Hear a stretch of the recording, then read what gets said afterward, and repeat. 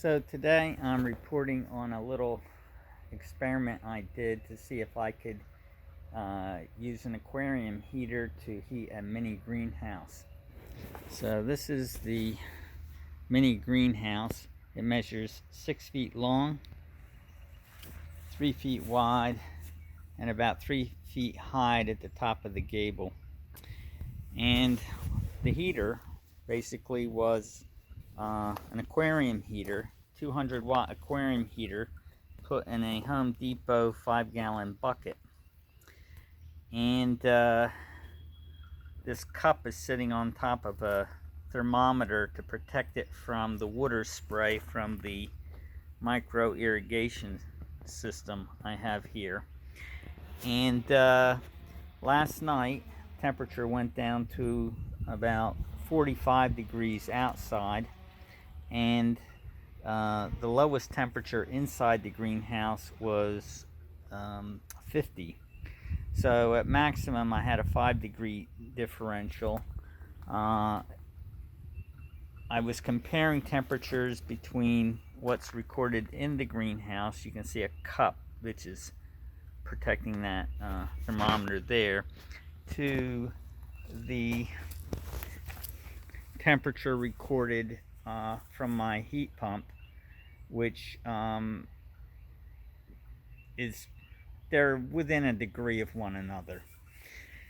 So that allows me to have two thermometers out here comparing air temperature to greenhouse temperature.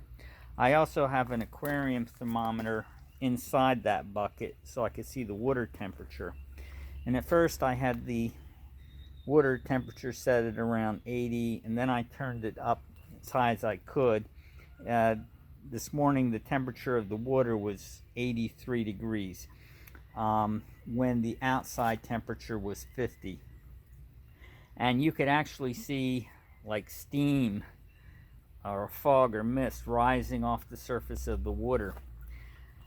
So the average, I would say, differential was maybe 3 degrees, which on one hand you may say that's not a whole lot. On the other hand, you know, if it's 30 degrees outside and you can get it up to 33, that can make the difference between freezing and not freezing.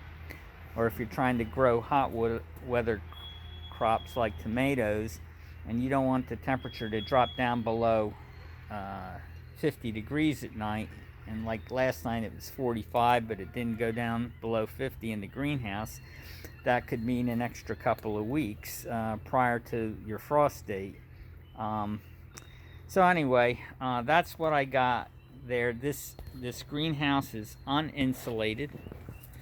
Obviously the flaps were closed at night, and I'm also going to repeat the experiment, putting a tarp over the greenhouse for sort of simulating a double hoop greenhouse. Now, because the space between the two plastic layers won't be consistent and it'll be not optimally distant, it won't be as good as a true double hoop greenhouse, but I want to see if I can better insulate it, whether I can make that temperature differential from this 200-watt aquarium heater even greater.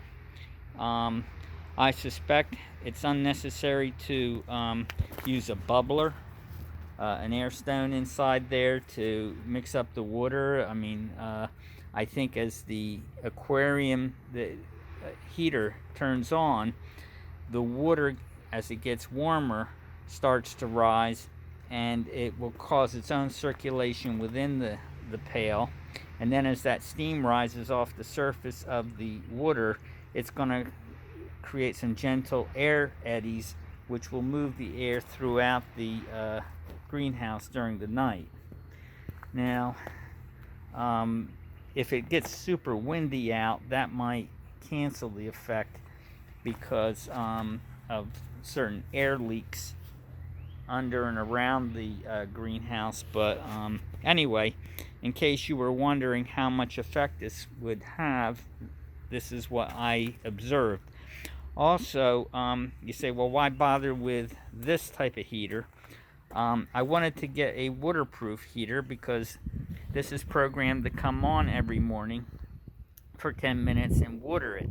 Now, if I have an electric space heater in here, then you know, that's probably going to short out, and that's not a good idea. So that's why I tried it. I'm going to continue some additional experiments to see what else I can find out about this. Thanks for watching.